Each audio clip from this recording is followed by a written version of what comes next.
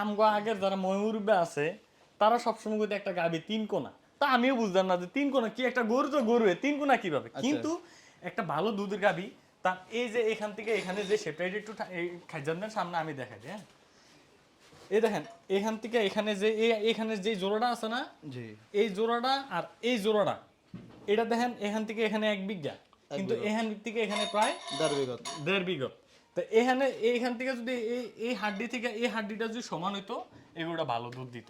এবং এই হাড্ডিটা যখন তার লেজ থেকে এই লেজ থেকে এই হাড্ডিটা যখন এই যে পিছনের যে হাড্ডিটা আছে এটা যখন যত সোজা হইব ততই ভালো দুধ দিব। এটা যদি ভালো গাবি হতো তাহলে এই যে এখান থেকে ধরে এই হাড্ডিটা থাকতো এখানে, বুঝছেন?